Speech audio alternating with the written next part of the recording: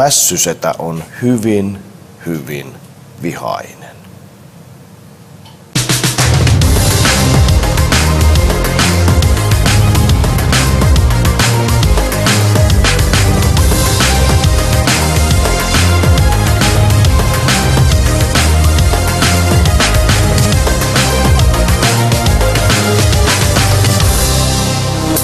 Tervetuloa Mad Cook -ruokailuohjelmaan. Makumatkaoppaananne hermoraunioitunut gourmet-kusineero Rantala.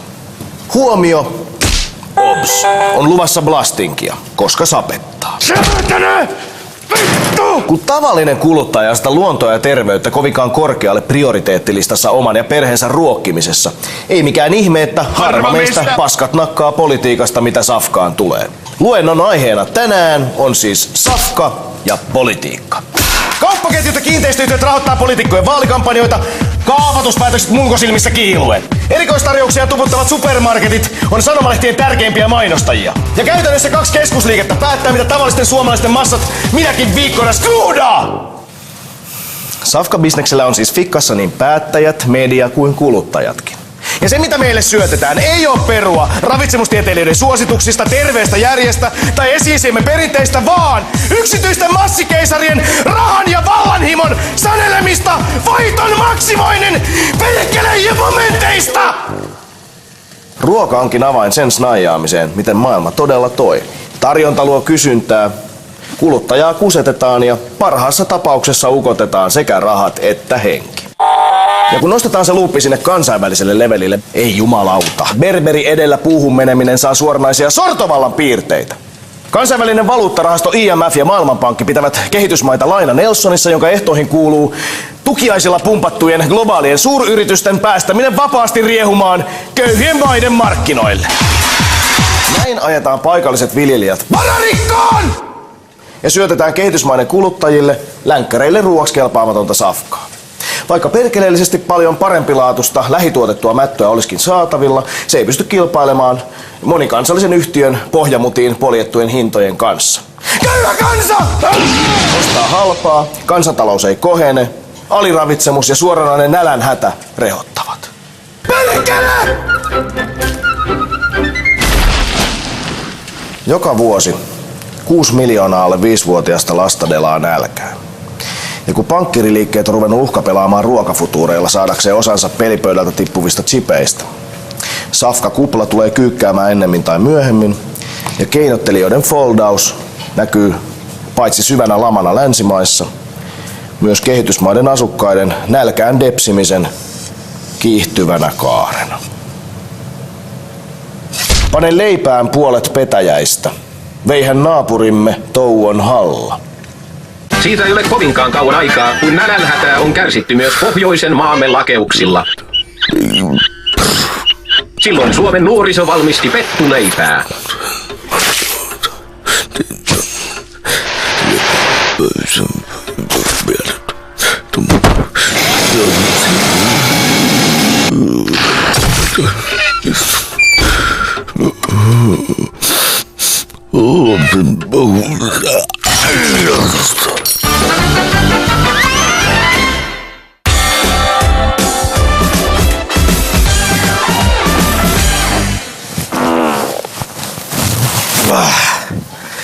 Pidetään pikku tauko messuumisessa. Säätäne! Vittu! Seuraavan menyn raaka-aineet ovat pitäneet luonnonkansat proteiinissa ja kehitysmaalaiset kehissä kivikaudelta kolonialismiin, mutta useimmille länkkäreille ne ovat kauhistus. Jo Raamatussa ne määriteltiin iljetyksiksi ja uhattiin Herran murskaavan kaikki sellaisia sapuskoivat pakanat. Tänään siis popsimme bugeja. Meidän apukokkina tänään toimii David Kennedy. Maailmaa matkaileva keittiömaisteri suoraan Johannesburgista Etelä-Afrikasta. What's on our menu today? Okay, today to start with, I thought we'd go with a bit of these, I love bugs, caterpillars. It's kind of like a skinny mopani worm. And then the crickets. We'd put them in like a traditional spring roll and with a nice dipping sauce, and I think the crickets will give them a nice crunchy texture, and the worms are going to give it a nice bit of meaty flavor. So that's kind of like our main course today. Yeah. Then for dessert, we're going to get these little cockroaches. Mehän on tietysti olemme laajoilla matkoilla testanneet näitä kaikkia kyseisiä tämänpäiväisiä bugeja, mutta tää on eka kerta, kun niitä tullaan vetämään todellisessa gourmet-muodossa, joten täytyy myöntää, että toivon itse jopa tappiota tänään KSP:ssä, että pääsisin tedemään. Venailen tatti pystyssä keittiöön lähtöön. Ja siinä meillä kärisee tällä hetkellä satsi heinäsilkan perkeleitä ja ilmeisesti nämä madot ovat pian joutuva sinne Beelzebubin suuhun kuumaan öljyyn. Mitäs tää meidän maailmanmatkaileva reissumaisteri nyt tässä oikein laittaa? Mitäs maustehässäkkää sinne tulee? Just a bit of garlic. Just a bit of garlic. Just a bit of garlic. Pelkkä valkosipuli. Ja muistakaa muutenkin tässä jatkossa, kun näitä maustehässäköitä alkaa ilmaantumaan lisää ja muita ruokaohjeita. Ei hätää, pikku kotikokit siellä. Sohvienne nurkissa kyhjöttämässä ja pissavehkeitä ne räpläämässä. Heittäkää ne kynät vaan nurkkaan, kuulkaas. Ja muistakaa, ei muistiinpanoja ollenkaan. Kaikki löytyy täältä. Joka kodin keittokirjasta. So now we got the cabbage and the carrots and the fish sauce simmering away nicely. It's time to add. I love bugs. I love bugs. I love bugs. The main ingredients, the bugs. I love bugs. I love bugs. I love bugs. The bugs, worms and crickets. I love bugs. Let's get them in there. Perfect. Nyt täytyy muistaa, että heinäsirkat, madot tai torakat ei ole mitään pilipalimuonaa, vaan useimpien tutkijoiden mielestä ratkaisu tulevaisuuden nälän hätiin.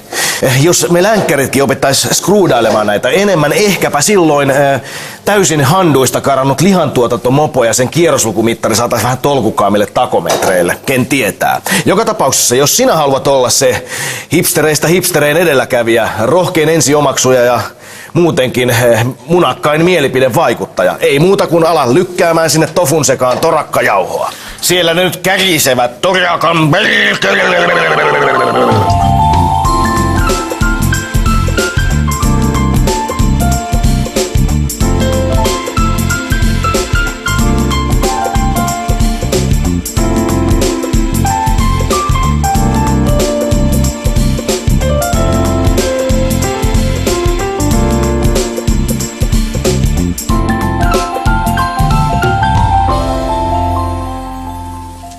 No niin, rakkaat pullasorsat. Täällä sitä taas leikitään ruoalla, vaikka Afrikassa nähdään nälkää. Vai kenties juuri siksi. Kelatkaapa sitä.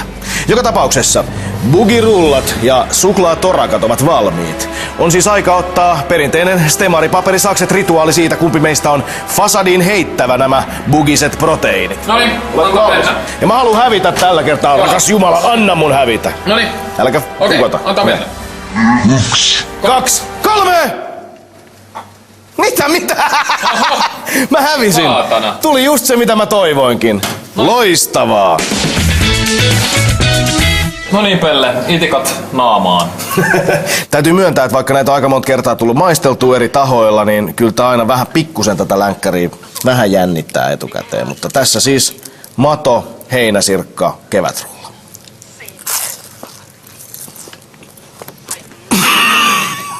Mikäs siellä jännittää? On tää hyvää.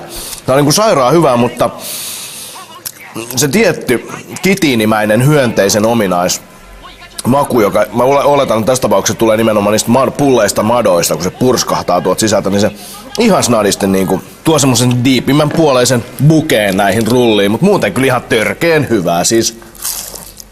Ja jälkiruon kimppuun suklaatorakka tällaisena leivitettynä kaverina. Nyt täytyy sanoa, että näyttää aika gourmealta.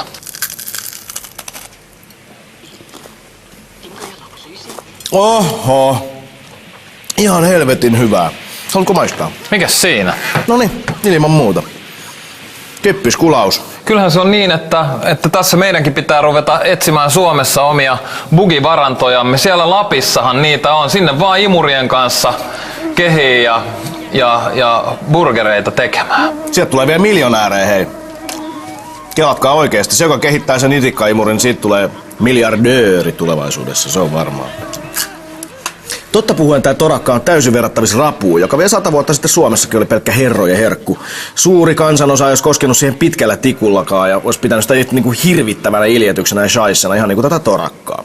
Mutta pikkuhiljaa se tapa rapujuhlia levisi sieltä ylhäisön ja bourgeoisin norsulutornista köyhän kansan keskuuteen ja kaikkihan nykyään syksyisin diggailevat rapubailuissa. Joten miksei tulevaisuudessa vaikka 100 vuoden päästä sitten torakat voisi olla tämmöisten keväisten sadonkorjuujuhlien sitten pääaines. Joten nyt jos meillä on siellä ruudun takana yhtään betrefolkkia, niin Strömming i burken är jättecool. please sieltä kartanoistanne, jos te alkaisitte pikkuhiljaa itse levittämään jälleen tällaista uutta kulttuuria. Ei muuta kuin valkoiselle porsliinille torakat riviin ja napsilaulut soimaan ja hopsan saa, hei falleri lalalala. 100 vuoden päästä on ihan eri meininki. Kiitos teille, matkuu kiittää ja kuittaa. Torakat. Muutama sana eriarvoisuudesta. Maailmassa on 100 miljardi nälkää näkevää ihmistä. Maailmassa on myös miljardi ylipainosta ihmistä. Ainoa mikä on vitun varmaa on se, että rahasäiliöidensä avaimia läskiperseittensä alla piilottelevat massikeisarit ei tuu asioita muuttamaan. Ainoa ratkaisu on, että jokainen meistä yytsii peiliin. Mieleltään järkyttyneen muonamiehen päiväkäsky onkin: tiedä, tue, toimi. Nälänhädän ollessa kyseessä välinpitämättömyys ei loukkaa kenenkään tunteita. Välinpitämättömyys tappaa. You are my future, Bugs. I love you. You are the exotic ingredient that is becoming local. It's becoming trendy. Bugs. Vasta louvoo!